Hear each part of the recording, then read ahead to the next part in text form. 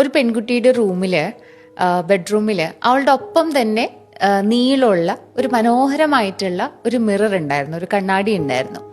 അവൾക്ക് ഏറ്റവും പ്രിയപ്പെട്ട ഒരാള് കൊടുത്ത ഒരു ഗിഫ്റ്റ് ആയിരുന്നു അത്. വളരെ സ്നേഹത്തോടെ കൊടുത്ത ഒരു ഗിഫ്റ്റ് ആയിരുന്നു അത്. കുറച്ച് നാൾ കഴിഞ്ഞപ്പോൾ ആ കണ്ണാടിയിൽ ചെറിയൊരു വിള്ളലുണ്ടായി. അപ്പോൾ വേഗം എന്ത് ചെയ്തു എന്ന് വെച്ചാൽ, അത് ചെറുതായിരുന്നു, പുള്ളിക്കാരി എന്ത് ചെയ്തു എന്ന് വെച്ചിട്ടുണ്ടെങ്കിൽ അതൊരു പ്ലാസ്റ്ററൊക്കെ ഒട്ടിച്ച് എന്നാലും കാണാൻ പറ്റും. അപ്പോൾ ശരിക്കും നോക്കിക്കഴിഞ്ഞിട്ടുണ്ടെങ്കിൽ ചില ഭാഗങ്ങളൊക്കെ കാണുന്നത് കുറച്ച് ബുദ്ധിമുട്ടാണ്, എന്നാലും അത് അഡ്ജസ്റ്റ് ചെയ്തു. എല്ലാ ദിവസവും ആ കണ്ണാടിയുടെ മുമ്പിൽ വന്നിരുന്നു. അവൾ നന്നായിട്ട് ഒരുങ്ങി, കണ്ണെഴുതി, പൊട്ടുകുത്തി, അങ്ങനെ വളരെ നല്ല സന്തോഷത്തോടു കൂടി റെഡി ആയിട്ട് പോയി. കുറച്ച് ദിവസം കഴിഞ്ഞപ്പോൾ വീണ്ടും ആ കണ്ണാടിയിൽ ഒരു വിള്ളലും കൂടി വന്നു. അപ്പോഴും അതൊന്ന് തുടച്ച് വൃത്തിയാക്കി ഒരു പ്ലാസ്റ്റർ ഒട്ടിച്ച് ഒന്നും കൂടി സ്മൂത്തൻ ചെയ്ത്, മുമ്പത്തെ അത്രയും വലിയൊരു ചിരി ഇല്ല എങ്കിൽ പോലും, ശരിയാണ് കുറച്ച് വേദനിച്ചു, എന്നാലും പിന്നീട് മുന്നോട്ട് പോയി.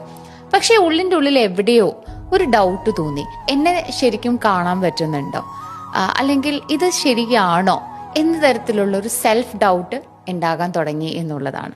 ഒരു ദിവസം ക്ലീൻ ചെയ്യുന്നതിനിടയിൽ ഈ കണ്ണാടി മുഴുവനെ താഴേക്ക് വീണു. ഇത് പൂർണ്ണമായും പൊട്ടിത്തകർന്നു. ആ സമയത്ത് ആദ്യമായി അതെല്ലാം എടുത്ത് ഇനി ഒരിക്കൽ പോലും ഇത് ഒട്ടിച്ചു വെക്കരുത് എന്നുള്ള തീരുമാനത്തിൽ അതെല്ലാം കൊണ്ട് കളയാൻ തീരുമാനിച്ചു എന്നുള്ളതാണ്.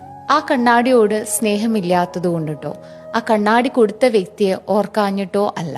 പക്ഷെ എങ്കിലും അവൾ പുതിയ ഒരു കണ്ണാടി വാങ്ങി. പഴയത് വെറുത്തത് കൊണ്ടിട്ടല്ല, പക്ഷെ ഇപ്പോ അവൾക്ക് അവളെ തന്നെ സത്യസന്ധമായി കാണാൻ സാധിച്ചു എന്നുള്ളതാണ്.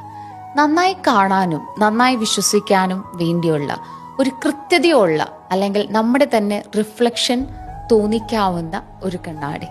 ഒരുപാട് തവണ പല പ്രശ്നങ്ങളും ഉണ്ടാകുമ്പോൾ തകർത്തത് ആരാണെന്ന് അറിഞ്ഞിട്ടും ആ പ്രശ്നത്തോടൊപ്പം നിലനിൽക്കുന്നത് വളരെ ബുദ്ധിമുട്ടുള്ളൊരു കാര്യമാണ്.